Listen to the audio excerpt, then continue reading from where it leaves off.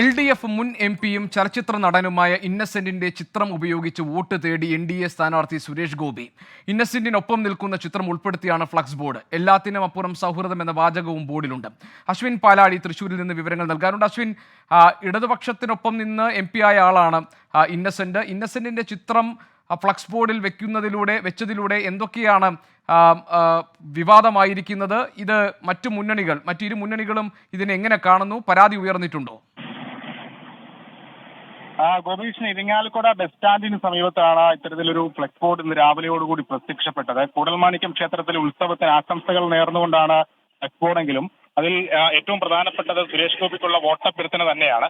എന്തായാലും ഇരിങ്ങാലക്കുടയിൽ ഇന്നസെന്റിന്റെ നാട്ടിൽ തന്നെയാണ് ഒരു LDFന്റെ മുൻ MP കൂടിയായ ഇന്നസെന്റിന്റെ ചിത്രം, സുരേഷ് ഗോപിയും ഇന്നസെന്റും കൂടി ഒരുമിച്ച് നിൽക്കുന്ന ചിത്രം വെച്ചുകൊണ്ടൊരു വോട്ടഭ്യർത്ഥന നടത്തിയിരിക്കുന്നത്. എല്ലാത്തിനും അപ്പുറം സൗഹൃദമാണ് എന്നുള്ള ഒരു വാചകം കൂടി അതിൽ എഴുതി ചേർത്തിട്ടുണ്ട്. എന്തായാലും നിലവിലത്തെ സാഹചര്യത്തിൽ പ്രത്യേകിച്ച് LDF അടക്കം ഇന്നസെന്റിന്റെ മുൻ ഭരണ നേട്ടങ്ങളൊക്കെ ഉയർത്തി ഈ തെരഞ്ഞെടുപ്പ് കാലത്തെ സമീപിക്കുന്നതിനിടെ തന്നെയാണ് BJPയുടെ ഫ്ലെക്സ് ബോർഡിൽ ഇന്നസെന്റിന്റെ ചിത്രം ഉപയോഗിച്ചുകൊണ്ട് NDAയുടെ പ്രചരണ ബോർഡ് വന്നിരിക്കുന്നത്.